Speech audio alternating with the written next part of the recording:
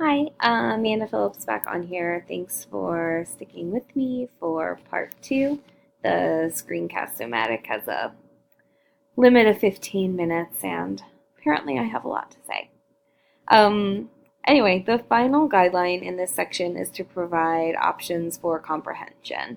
The purpose of education is not to make information just accessible, but rather teach learners how to transform accessible information into usable knowledge.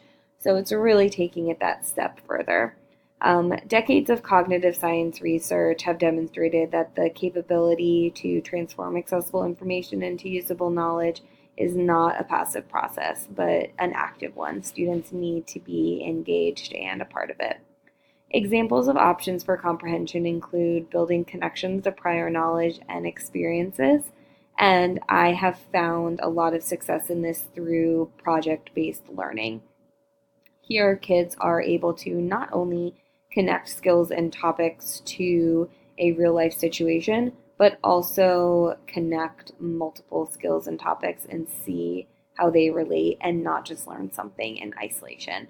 And that's a goal I really want to acquire next year as a math specialist, is bringing more project-based learning um, into the classroom. Another example is supporting the process of meaning making through models, scaffolding, and feedback. Constant and consistent specific feedback is one of the most influential ideas that we can use as teachers.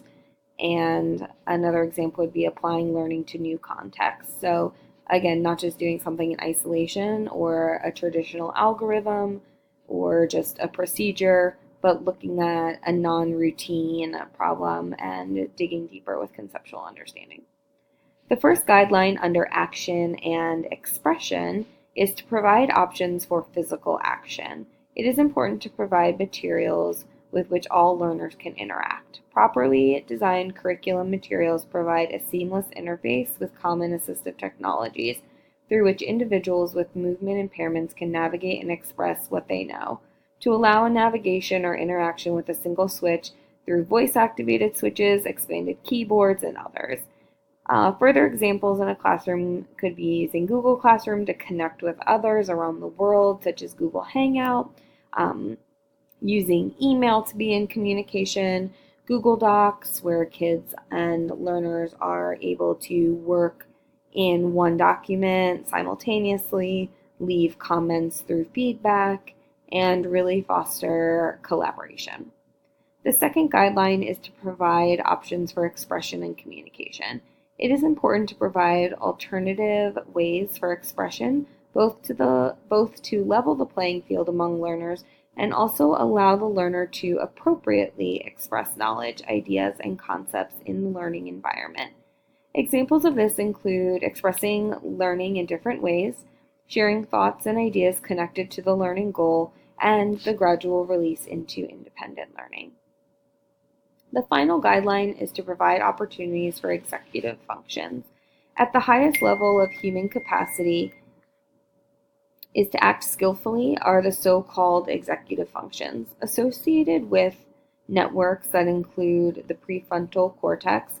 These capabilities allow humans to overcome impulsive short-term reactions to their environment and instead to set long-term goals, plan effective strategies for reaching them, progress monitor, and modify strategies as needed. That is super complex, especially for young learners, but we want them to take advantage of their environment. So practice setting goals, creating a manageable and achievable plan for reaching them, and really be able to look at their growth over time. So I think in the elementary grades that I mostly work in, one of my roles as a math specialist and curriculum and instructional coach is helping both adult learners and student learners set realistic goals, create a plan, and then following up with them for accountability and having them reflect on their goal. Did they reach it? If they did, why? If they weren't completely successful, what happened? What can they do differently? And sometimes having that extra person as a support and for that accountability piece makes a world of difference. Design-based thinking, or DBT, is a process in which we seek to understand the user and redefine problems in an attempt to identify alternative strategies and solutions that might not be instantly apparent with our initial level of understanding. At the same time, design-based thinking provides a solution-based approach to solving problems. It's a way of thinking and working as well as a collection of hands-on methods. The first stage of design thinking is to gain an empathetic understanding of the problem that is trying to be solved. Empathy is crucial to the human-centered design process, and empathy allows design thinkers to set aside their own thoughts about the world in order to gain insight into their targeted users or learners and their needs. Depending on the time that's allowed and the circumstances, a substantial amount of information is gathered in this stage to use during the following stages to develop the best possible understanding of the learners, their needs, and the problems that underline the development of what you are trying to have your learners understand. During the define stage, you put together the information you created and gathered during the first stage.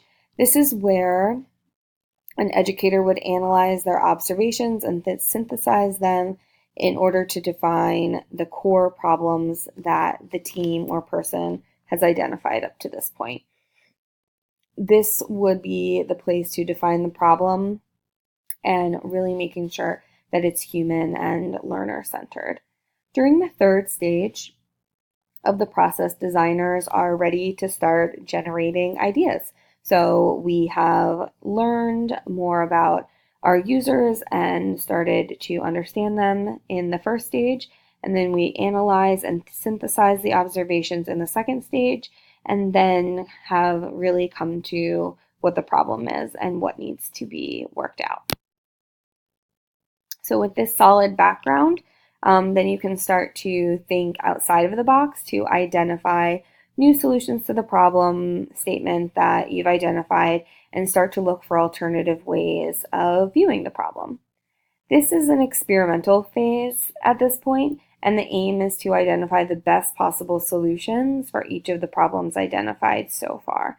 The solutions are implemented within the prototype stage, and then one by one they're kind of investigated and either accepted and then improved and like re-examined and changed as necessary. It's like that constant state of review, or they're rejected if they're not what like the user's experiences need them to be. So by the end of this stage, the designer would have a better idea of the constraints of what they are creating, the problems that are present, and kind of have a clear understanding and view of how this would look and feel when other people are using it or engaged in the product or experience. Designers then test their completed product using the best solutions identified during the prototype phase. This is the final stage of the 5-stage model, and then the results generated during the testing phase are often used to go back, like I said, like that, just a kind of constant cycle to redefine one or more problems, inform the understanding of the users, the conditions of use, how people think, behave, feel, and to empathize. So even during this stage, alterations and refinements are made in order to rule out problem solutions and derive as a deep understanding of the product and its users as possible. The process is carried out in a more flexible or can be carried out in a more flexible and nonlinear fashion.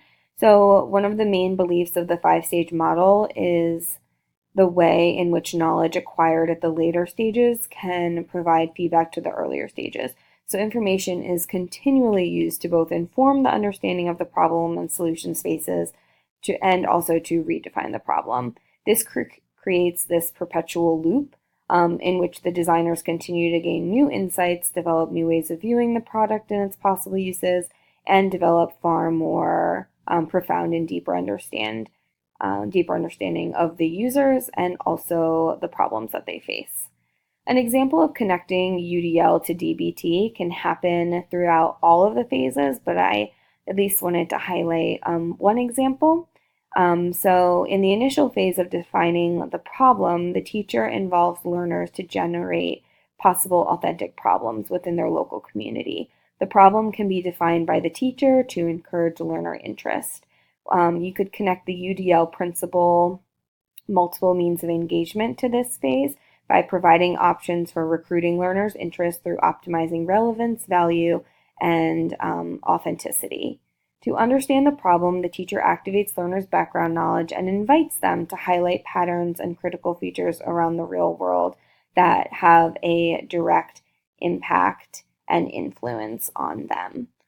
I think this is a huge goal of mine when I, again, as a curriculum specialist, not only for when I'm creating resources and curriculum for my teachers, but also being able to use these steps when also finding and evaluating curriculum to bring into my school and to introduce to my math teachers. So I want to make sure that programs that we are implementing are also being designed and have gone through these stages, and that it'll be the best use of time and energy, not only for teachers, but for our students.